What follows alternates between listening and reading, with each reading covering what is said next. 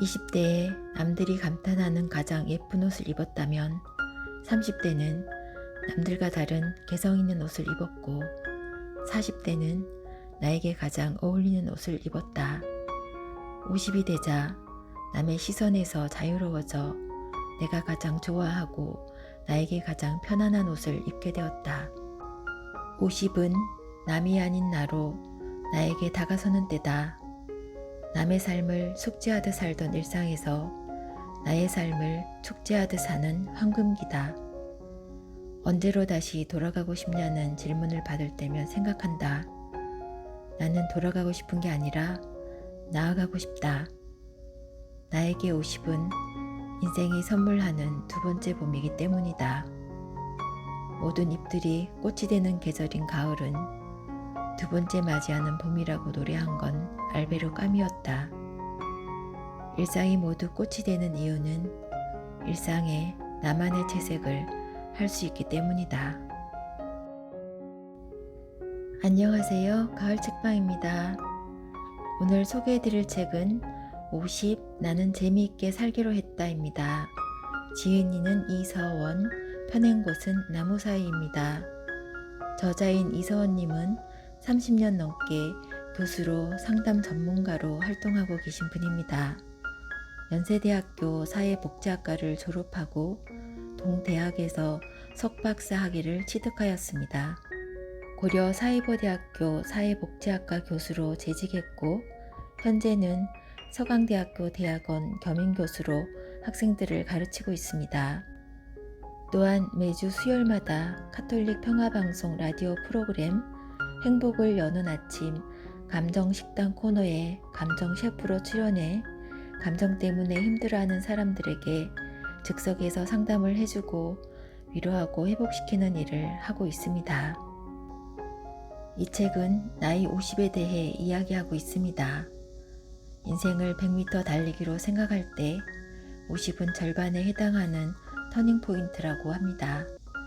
50 이전의 삶을 몸으로 살아왔다면 50 이후의 삶은 마음으로 살아가는 시기라고 합니다. 이전에 50년을 어떤 사연으로 살아왔던 앞으로 남은 50년을 더 즐겁게, 더 새롭게 살아가는 사람들이 있습니다. 이 책에 그에 관한 여러 사연들이 들어있습니다. 저자는 관계의 으뜸은 나와의 관계라고 말합니다. 나 자신 속으로 더 깊이 들어가서 보면 뭔가 귀중한 것, 나만이 가진 가치가 분명히 자리하고 있을 것 같아요. 들으시면서 나와의 관계, 나의 가치를 새롭게 바라보고 각자에게 어울리는 꽃 하나씩을 발견해 보시면 좋겠습니다. 이제 책 내용 함께 들어보겠습니다. 여러분의 구독과 좋아요, 알람 설정은 저에게 큰 힘이 됩니다. 남의 얼굴을 벗고 나의 얼굴을 찾아야 한다. 몇 해 전 이른의 노신사가 불면증을 호소하며 상담실을 찾아왔다. 어린 시절부터 저는 부모님 말씀을 잘 들었습니다. 학생 때는 공부를 열심히 해야 한다고 해서 노력했고 이름난 대학에 들어갔지요. 그러고 나니 결혼하라 해서 선을 봐서 결혼했고 결혼하면 아이가 있어야 한다고 해서 자식들을 낳았습니다. 또 안정된 직장에서 돈을 벌어야 한다기에 최고 자리에 오를 때까지 일해서 돈을 벌 만큼 벌었습니다. 그러시군요. 남들 입장에선 충분히 잠이 잘 올 것 같은 부러운 삶을 사셨는데 선생님은 잠을 잘 못 이루시네요. 그렇게 잠이 안 올 때는 어떤 마음이 드십니까? 나에겐 왜 평생 설레는 일이 없었는지를 되묻고 있습니다. 20대부터 50년 동안 스스로 이렇게 계속 질문하고 있어요. 지금 내가 뭘 하고 있지? 라고요.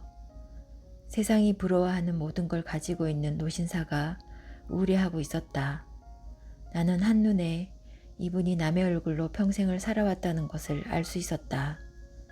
자기 얼굴로 산 적이 없기에 늘 나는 지금 뭘 하고 있나 자문하고 살았으며 설레지도 않는 공허감과 우울에 잠을 이루지 못하고 있는 것이다. 선생님께 한 가지 숙제를 드리겠습니다. 이곳 서울에서 땅끝마을 해남까지 시내버스만 이용해서 다녀오시면 어떻겠습니까? 노신사의 눈이 반짝였다. 시내버스로만 그 먼 곳까지 가는 게 가능합니까? 가능하지요. 한 번에 쭉 가지 않으니 여러 버스를 타셔야 할 겁니다. 가다가 배고프면 아무데나 들어가 밥을 드시고 졸리면 아무데나 내려 근처 숙소에서 주무시면서 다녀오십시오. 보름 뒤 노신사가 상기된 표정으로 상담실에 들어오더니 내 손을 덥석 잡으며 눈시울을 붉혔다. 내 생애 처음으로 설레는 여행을 했습니다. 남에게서 찾은 이유가 아니고 나만의 이유로 자유롭게 여행을 한 건 처음입니다. 그는 시내버스 여행에서 겪은 에피소드를 시간 가는 줄 모르고 털어놓았다. 한 달 뒤에 다시 상담실을 찾은 그는 더 놀라운 이야기를 들려줬다. 이번에는 부산까지 시내버스 여행을 다녀왔습니다. 자전거도 샀어요. 이제야 설레고 사는 맛이 납니다. 검게 그을린 얼굴에 환한 햇살이 가득했다. 남의 삶을 살면 세상의 기준으로는 잘 사는 것처럼 보여도 끝내 공허함과 울적함이 찾아온다. 나의 삶은 세상의 기준으로는 못 사는 것처럼 보여도 나답게 살아왔기에 후회가 없고 충만하다. 인생을 숙제처럼 살고 있는 사람들에게 100세 시대가 된 지 오래다. 100살까지 산다는 소리가 놀랍지 않다 보니 오래 사는 것보다 어떻게 사느냐가 중요해졌다. 50은 100을 기준으로 하면 절반인 터닝포인트에 해당한다. 나이 50을 어떻게 해석하느냐에 따라 50 이전의 삶과 이후의 삶에 대한 의미가 달라진다. 먼저 몸을 생각하면 건강이 꺾이는 시기다. 50 이전까지는 몸으로 산다. 특히 10대와 20대의 몸은 펄펄 난다. 며칠 밤을 새워도 끄덕없고 어디 뼈가 부러져도 금방 아문다. 쉽게 지치지 않아 하나를 마치면 다른 일로 달려간다. 그러다 50이 되면 확연히 달라진다. 감각이 먼저 고장난다. 노안이 오고 입맛은 둔해지며 귀에서 새소리도 가끔 들린다. 움직임이 느려지고 밤을 새우면 회복하는데 며칠이 걸린다. 인생은 몸과 마음이 이어달리기를 한다고 생각한다. 50이 되면 여태껏 열심히 달린 몸이 다음 주자인 마음에게 바통을 넘겨준다. 이제는 마음이 달릴 차례다. 이전에는 몸의 건강으로 생명을 유지했다면 지금부터는 마음의 건강으로 살아야 한다. 마음의 건강을 두 글자로 줄이면 지혜다. 지혜란 어려운 일이 생길 때 가장 적절한 방법을 생각해내는 능력이다. 지혜가 생기면 어떤 일이 일어나도 크게 놀라지 않는다. 좋은 일에도 과하게 기뻐하지 않는다. 좋은 일이 잠시 머물다 떠날 것임을 알고 이후에 힘든 일이 올 수도 있음을 알아서다. 그래서 나쁜 일에도 지나치게 낙담하지 않는다. 시간이 지나면 어쨌든 해결될 것이고 삶에 필요한 배움 하나를 건질 것이기 때문이다. 몸이 주인이 되는 시기에 중요한 감정은 즐거움이다. 마음이 주인이 되는 시기의 감정은 잔잔함이다. 50 이전에는 무슨 일이 생겨야 즐겁지만 50 이후에는 무슨 일이 생기지 않아야 편안하다. 삶이 온전해지려면 50 이전에는 즐거워야 하고 이후에는 화평해야 한다. 그러니 50이 되니 몸이 무너진다고 슬퍼할 것이 아니라 마음이 꽃피는 것을 기뻐해야 한다. 몸의 시대는 가고 마음의 시대가 활짝 열린다고 생각하면 또 다른 삶의 무대가 아름답게 펼쳐지기 시작한다. 은퇴한다는 생각에서 은퇴할 수 있는가? 어느 은행 지점장이 퇴직한 지 얼마 되지 않아 이제 내가 할 수 있는 일이 무엇일까 고민에 빠졌다. 지점장으로 있을 때는 내가 세상에서 제일 똑똑하고 잘난 줄 알았는데 막상 은행 일을 그만두니 할 수 있는 게 아무것도 없었다. 고민 끝에 발견한 일은 운전이었다. 그렇게 해서 회사 택시를 거쳐 개인 택시로 운전을 시작한 지 10년이 흘렀다. 운전하면서 비로소 은행 안에서만 보던 세상과는 다른 세상이 보이기 시작했다. 지점장으로 있을 때보다 운전사로 일할 때 훨씬 즐겁고 재미있었다. 연금이 있어 노후 자금을 크게 걱정하지 않아도 되었기에 아내와 개인 택시로 여행도 다녔다. 최고의 손님은 아내였다. 아내와 금슬도 좋아지고 여기저기 아프던 몸도 더 건강해졌다. 퇴직 후 우울하던 마음도 씻은 듯이 나았다. 퇴직한 친구들과 가끔 술자리를 가지면 은행장이나 하던 사람이 운전이 뭐냐며 핀잔을 주는 경우도 있었다. 그러나 세상 일에 귀하고 천한 것이 어디 있단 말인가. 대개 그렇게 말하는 사람에게는 퇴직이 곧 은퇴이며 그들은 자기 분야를 벗어나면 무료함과 권태, 우울을 겪는 경우가 많았다. 이렇게 생각하자 친구가 안 됐다는 생각이 들기도 했다. 그가 제일 좋아하는 친구는 중학교 교장을 정년 퇴임하고 색소폰 연주자가 된 친구였다.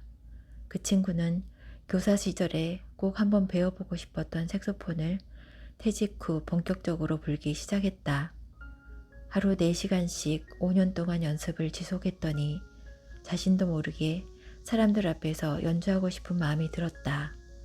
인터넷을 통해 색소폰 동호회를 찾아갔다. 그곳엔 자신과 비슷한 사람들이 대부분이었다. 길거리 버스킹과 구청에서 하는 크고 작은 행사에 무료로 재능 기부를 하기 시작했다. 사람들의 박수와 앵콜 하는 소리에 어깨춤이 절로 났다. 교장으로 근무할 때 느끼지 못한 자유로움과 흥겨움, 그리고 보람이 삶의 중심이 되었다. 최근에는 트럼펫도 배우기 시작했다. 내친김에 악기를 하나 더 연주하고 싶은 욕심이 생겼기 때문이다. 아내와 클래식 연주회도 다니기 시작했다. 더 좋은 연주를 하기 위해서는 전문 연주자의 음악을 듣는 것이 필수라는 생각이 들었기 때문이다. 택시 운전을 시작한 동창과 부부 동반으로 강원도 고성 바닷가에 가 색소폰을 연주하고 박수를 받기도 했다. 그때 이게 사는 맛이구나. 기쁨을 만끽했다. 이후 두 부부는 가끔 연주 여행을 떠났다. 택시에 딱 맞는 4명이라 어딜 가도 쾌적했다. 맛있는 회도 먹고 술도 한 잔 기울이고 석양이 지는 노을에서 멋지게 색소폰도 연주하고 살면서 이런 날도 오는구나 하며 행복한 날들을 보내고 있다. 두 부부에게 퇴직은 있어도 은퇴는 없었다. 은퇴한다는 생각에서 은퇴하였기에 이전의 삶과 또 다른 멋진 삶을 살 수 있었다. 해보지 않은 일, 하고 싶은 일, 서툰 일에 흥미를 가지고 도전하는 것은 일에 대해 열린 시선이다. 세상은 넓고 할 일은 많다. 스스로 할 일이 없다고 여길 뿐이다. 상처라는 열차가 지나가는 중입니다. 계속 당한 게 떠올라 괴로운데 어떻게 하죠? 상사의 가스라이팅에 고통을 받던 직장인이 내가 출연하는 라디오 프로그램 고민 상담 코너에 사연을 보냈다. 6년 정도 다니던 직장을 퇴사했습니다. 저는 상사의 감정 쓰레기통이었어요. 입사 3년 만에 팀장으로 승진한 저는 매일 제 팀원들 앞에서 센터장님의 심한 하대를 겪어야 했습니다. 그때마다 팀원들이 얼마나 저를 무능력하고 한심하게 생각할까 자존감이 바닥을 쳤고 센터장이 부를 때마다 경기를 일으키곤 했습니다. 매일 밤 불면증에 시달렸고 아침 출근길에 오늘은 제발 아무 일이 없게 해달라며 간절히 기도했어요. 그러다 더 이상 나를 갉아먹으면 안 된다고 저를 진심으로 걱정하는 분의 한마디에 용기를 내어 퇴사했어요. 지금은 전 직장보다 조건도 대우도 훨씬 좋은 곳으로 취업했습니다. 저는 제가 좋은 회사에 오면 모든 것을 잊고 행복할 줄 알았어요. 그런데 새로운 직장에서 인정받고 따뜻한 마음을 느낄 때마다 예전 직장 기억이 떠오르며 내가 왜 그렇게 거기서 당하고 살았을까? 왜 그렇게 짓밟혔을까? 너무 화가 나 눈물이 납니다. 현재 일상생활 속에서도 계속 떠오르는 그때의 기억들.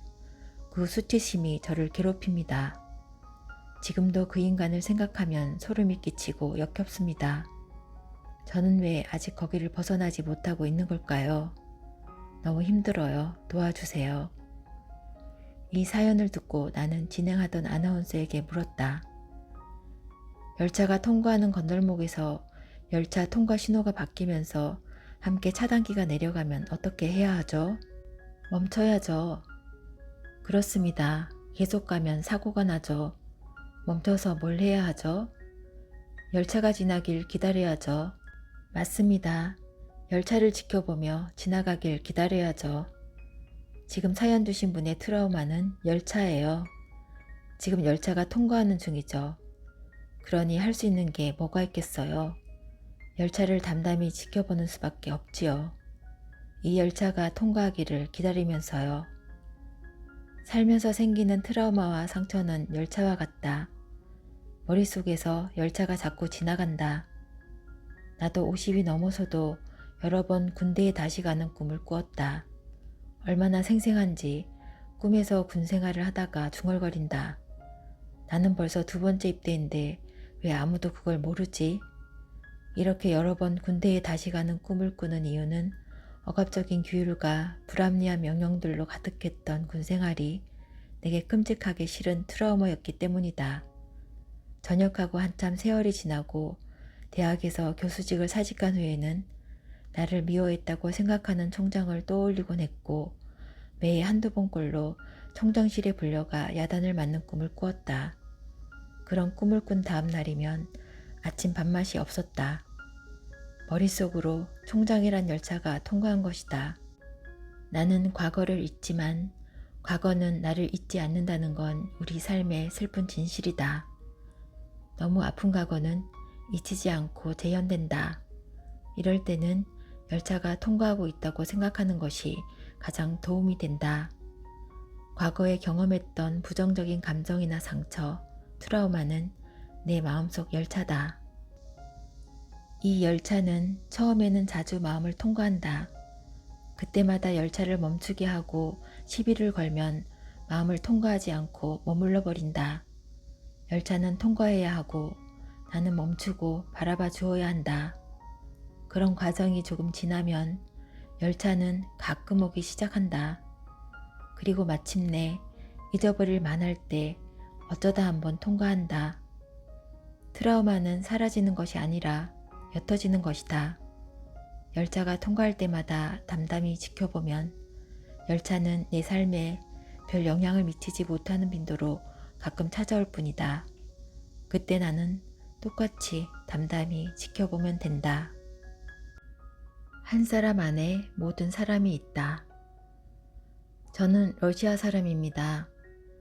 나는 가정폭력 상담소에서 의뢰받아 집단 상담을 오랫동안 진행하고 있는데 어느 해에 한국에 온 지 10년 정도 되었다는 러시아 남자가 집단 상담에 참여했다. 그는 우리말로 농담까지 할 정도로 한국말이 유창했는데 외국인이 집단 상담에 오는 경우는 드물어서 다른 참가자들은 그가 하는 이야기에 귀를 기울였다. 참가한 한국 남편들을 가장 놀라게 한 것은 러시아에서는 아직도 남자가 4~5명의 아내를 둘 수 있다는 이야기였다. 유독 부럽다는 말을 연발하던 한 참가자가 호기심이 가득한 얼굴로 러시아 남자에게 물었다. 러시아에 있을 때 몇 명과 결혼했어요? 러시아 남자가 웃으며 대답했다. 아저씨는 지금 한 사람도 힘들지 않으세요? 모두 박장대소하며 폭소가 터졌다. 그때 한 남자가 뒷머리를 긁적이며 자기 이야기를 털어놓았다. 나는 러시아 사람도 아닌데 아내를 5이나 더 봤어요. 일제히 이 남자에게 관심이 쏠렸다. 남자는 지금 5번째 아내와 살고 있다고 했다. 한 명도 힘든데 어떻게 5명과 결혼했느냐? 왜 그렇게 많이 결혼했느냐는 질문이 쏟아지자 남자는 씁쓸한 표정으로 말했다. 다 다른 줄 알고 그랬죠. 다른 여자랑 결혼하면 달라질 줄 알았어요. 그런데 살아보니 상대방이 저에게 원하는 건 다 똑같았어요. 그게 뭐예요? 자기 마음을 알아주고 자기만 사랑해달라는 거죠. 그럼 그걸 해주지 그랬어요. 그때 알았겠습니까? 지나고 나니 이제야 안 거죠. 5명의 여자가 이 남자를 떠난 이유는 그게 안 되어서였다. 마음만 알아줘서도 안 되었고 사랑만 해줘도 안 되었다. 2가지를 같이 해야 했다. 처음에는 여자가 문제라고 생각해서 다른 여자와 살면 잘 살 수 있을 거라고 생각했어요. 그런데 겪는 문제는 똑같더라고요. 곰곰이 생각해보니 정말 인정하고 싶지 않았지만 내가 문제였어요. 인정하고 사랑해주지 않은 거죠. 첫 아내에게 가장 미안한 마음이 들었다. 진작 이런 사실을 깨달았다면 자신도 상대방도 숱한 세월을 고생하지 않았을 텐데 하고 후회하고 있었다. 사람은 누구나 사랑받고 싶어 한다. 나아가 누구나 자기가 열심히 노력한 것을 인정받고 싶어 한다. 반대로 누구나 미움받는 걸 싫어한다. 애써 노력한 것을 무시당하면 싫어한다. 이런 속성을 알고 한 사람과 잘 지내는 사람은 여러 사람과도 잘 지낼 수 있다. 반대로 한 사람과 제대로 지내지 못하는 사람은 누구와도 제대로 지낼 수 없다. 말하는데 돈 드나요? 35세 박사 논문을 마무리하기 위해 경기도의 어느 작은 암자에 머물렀다. 암자에 자주 오던 노스님이 한 분 있었다. 그분이 다른 스님과 다른 점이 하나 있었는데 그것은 말이었다. 공양주 보살님이 스님들의 음식을 차려주고서 맛을 물어보면 음식이 뛰어나지 않아도 노스님은 언제나 극찬했다. 이 맛은 하늘에서 내려온 맛이라. 노스님은 감탄을 연발했고 그 소리에 보살님은 한껏 기분이 좋아져 스님에게 물도 정성껏 드리고 차도 좋은 곳으로 내오곤 했다. 나는 속으로 이 음식이 정말 그렇게 맛있단 말인가 의문이 들곤 했다. 그러던 어느 날 보살님이 자죽을 끓여 내놓았는데 내 입맛에도 싱겁고 맛이 없었다. 죽을 입에 넣던 노스님이 한마디 했다. 보살님, 죽이 좀 싱겁다. 스님, 이게 다 스님 건강을 생각해서 그런 거예요. 그래, 맞아요. 보살님 말씀이 맞아요. 보살님의 반박에 노스님은 바로 인정했다. 부엌에서 보살님이 나간 후 스님은 나에게 당신의 죽을 좀 먹으라고 했다. 나는 속으로 딱 걸렸다 싶었다. 스님, 솔직히 죽이 맛이 없지요? 그동안 보살님이 만든 음식이 정말 맛있었던 게 아니었지요. 그런데 어떻게 스님은 늘 이 맛은 하늘에서 내려온 맛이라고 말씀하셨어요? 그러자 노스님은 빙그레 웃으시며 천천히 말씀하셨다. 말하는데 돈 드나요? 나는 스님 말에 뒷머리를 꽝 하고 맞은 것 같았다. 한 번도 그런 생각을 해본 적이 없었다. 말하는데 돈이 드는 것도 아닌데 마치 비싼 돈이 드는 것처럼 그동안 얼마나 좋은 말을 아끼고 참아왔는가. 스님의 말은 짧았지만 울림이 컸다. 바르게 말하는 법은 수도 없이 보고 배웠지만 스님처럼 좋게 말하는 법을 제대로 배우거나 본 적이 거의 없었다. 그런데 스님의 이야기를 들으면서 생각이 바뀌었다. 모난 말은 둥그렇게 모서리를 다듬어 말하게 되고 아픈 말은 아프지 않게 말하게 되었다. 그리고 이런 말이 쌓여 원만한 관계가 된다는 것을 알았다. 좋은 말은 좋은 관계의 재료였다. 말이 좋으면 관계도 좋을 수밖에 없고 말이 나쁘면 관계도 나쁠 수밖에 없다. 인격이 엄격이고 엄격이 인격이다. 말하는 것을 보면 그 사람이 쌓아온 인격이 보인다. 평소 마음을 곱게 쓰고 살아야 나오는 말도 좋게 나온다. 그러므로 말은 기술이 아니라 인격이다. 상황에 따라서는 상대를 위해서 바른 말을 해야 할 때도 있지만 말하는데 돈이 드는 것도 아니니 상대를 기분 좋게 하는 말에 인색하지 않아야 다른 이들과 더 즐겁게 살아갈 수 있다. 부부 사이에 절대 하면 안 되는 말. 먼저 세상을 떠나는 남편의 이야기를 담은 다큐 프로그램을 아내와 함께 보는 중이었다. 다큐 속 남편이 아내에게 미안하다, 고마웠다는 말을 남기는 장면을 보면서 아내에게 물었다. 여보, 내가 먼저 세상을 떠나면 당신에게 무슨 말을 남기고 떠날까? 아무 말도 하지 말고 가요. 지금까지 들을 말 다 들었으니 애쓰지 말고 그냥 말없이 떠나요. 나는 아내 말에 큰 소리로 웃었다. 20년 가까이 결혼 생활을 하면서 내가 아내에게 가장 마음을 많이 쓴 것도 가장 점수를 많이 받은 것도 같은 것이었다. 그것은 말이었다. 배우자에게 말을 예쁘게 하면 사랑받는다는 것은 동서고금의 변함없는 진리라고 믿기에 아내에게 예쁘게 말하는데 많은 에너지를 써왔다. 시험에 자주 출제되는 문제가 있듯이 내가 아내에게 자주 하는 문장 몇 가지가 있다. 첫 번째는 당신이니까 이 정도 하지 라는 말이다. 아내는 이 말을 아무리 많이 들어도 질려하지 않는 것 같다. 계란 후라이 하나를 만들어도 이게 맛있게 잘 되었나 염려되는 게 사람 마음이기에 가장 듣기 싫은 말은 겨우 이것밖에 못했어 라는 말이다. 설령 제대로 못해서 이 말을 했다 하더라도 이 말은 듣는 사람을 발끈하게 만든다. 그럼 내가 해보든가 하는 반발심마저 든다. 요리든 일이든 아내가 한 것에 대해서는 당신이니까 이 정도 하지 라고 말한다. 이 말에 아내는 불안한 마음이 사라지고 안정감과 자신감을 느낀다. 두 번째는 당신이 제일 예쁘다 라는 말이다. 이 말도 아내는 지겨워하지 않는다. 제주도에 출장을 가서 아내에게 전화했다. 여보, 이상한데? 왜? 왜 제주도에 당신보다 예쁜 여자가 없지? 아내는 한술 더 떠서 말했다. 거기만 없어? 아, 맞다. 서울에도 없지. 예쁘다는 말은 상대적인 미의 기준이다. 실제 예쁜가 예쁘지 않은가 보다 훨씬 더 중요한 것은 남편이 아내를 예쁘다고 생각하고 스스로도 예쁘다고 생각하는 것이다. 세 번째는 내가 복이 많아서 당신 같은 여자를 만났지 라는 말이다. 돌아가신 장모님이 나에게 몇 번이고 하셨던 이야기는 이서방이 착하게 살았으니까 우리 딸을 만난 거야 라는 말씀이었다. 이제 이혼이 된 장모님 이야기를 떠올릴 때마다 정말 내가 악하게 살았으면 이렇게 좋은 사람을 아내로 만났을까 하는 생각이 절로 든다. 결혼하기 전부터 복덩이를 줄인 말 복디라고 아내를 부른 나는 결혼 후에는 시간이 날 때마다 아내가 조금이라도 나를 위해 무언가를 해줄 때마다 내 복이 많아서 당신을 만났다는 이야기를 잊지 않고 했다. 이 세 문장을 아내에게 자주 하니 어지간한 갈등은 눅놓듯이 사라졌다.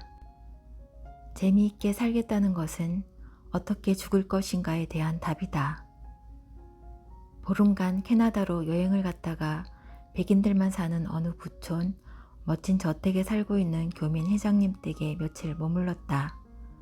한국으로 돌아오기 전날 차나 한잔 하자면서 사모님과 대화를 나눴는데 뜻하지 않게 이번 여행에서 최고의 가르침을 얻었다. 저는 내일만 바라보고 살았어요. 그러다 보니 여기 사는 40년간 하루도 걱정과 불안 없이 지낸 적이 없었는데 캐나다 사람들은 저랑 달라요. 무엇이요?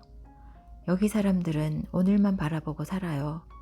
그래서 이전보다 특별히 좋은 집에 살거나 많은 돈을 벌지 않죠. 처음에는 한심하다고 생각했어요. 저희 부부가 단돈 50만 원만 가지고 캐나다에 처음 왔을 때 살던 동네의 좋은 부부는 여전히 그 동네에서 평범하게 살죠. 그런데 지금은 누가 한심한지 잘 모르겠어요. 왜요? 저는 그때나 지금이나 싱글벙글 웃거든요. 자기 집이 없어도 동네 사람들과 와인을 마시며 오늘을 즐기고 주말이면 요트를 빌려 햇살을 마음껏 누리죠. 40년간 매일 웃으며 살아요. 저는 그 동네를 떠나 지금은 남부럽지 않게 살지요. 수영장이 딸린 이 넓은 집에서 살고 아이들도 영국 명문대로 진학하고 남편도 레스토랑을 2개나 운영하는 부자지요. 그런데 40년간 늘 근심을 달고 살아 얼굴에 주름이 가득하죠. 하루도 마음껏 웃은 날이 없었어요. 내일만 바라보고 살았으니까요. 요즘 문득 울적해요. 난 뭘 하고 살아왔나 싶어서요. 물질적인 부를 잃어 교민 사이에서 출세한 집으로 손꼽히는 교민 회장 사모님의 이야기는 나에게 한 번도 생각하지 못한 새로운 시선을 가지게 했다. 서울로 돌아오는 비행기 안에서 나에게 약속했다. 죽을 때 후회하는 삶을 살지 말자. 내일만 보지 말고 오늘만 보면서 살자. 그 후 나는 25년째 나와 한 약속을 지키려 애쓰며 살고 있다. 모두 내일을 향해 오늘을 희생하는 것이 당연한 사회에서 나와의 약속을 지키기란 쉽지 않았다. 재미있게 산다는 것은 다른 사람의 욕구를 무시하고 나만 쾌락을 느끼며 사는 것이 아니다. 누구에게도 해를 입히지 않는 것을 전제로 그 위에서 무엇에도 통제받지 않고 내 마음 가는 대로 사는 것이다. 나의 생각과 행동에 내가 흔쾌해지는 일상을 사는 것이다. 죽음을 준비하는 가장 좋은 방법은 미련이 남지 않고 후회가 남지 않은 하루를 사는 것이다. 50대를 살아보니 재미있게 살겠다고 결심한다고 재미있게 사는 게 아니었다. 재미와 행복은 목적이 아니라 결과이기 때문이다. 하다 보니 재미있고 하다 보니 행복한 것이지 재미있게 살겠다고 힘을 주면 재미없는 삶이 된다. 내 마음이 가는 대로 말하고 움직이는 삶, 물질적인 부를 남과 비교하지 않고 내가 말하고 움직이는데 걸림이 없을 정도면 고마워하는 삶은 잘 죽기 위한 1등 상품이다. 오늘만 살며 재미를 느끼다가 가볍게 세상 소풍을 마치고 싶다. 책 읽기는 여기까지입니다. 이서원 저자의 50 나는 재미있게 살기로 했다 였습니다.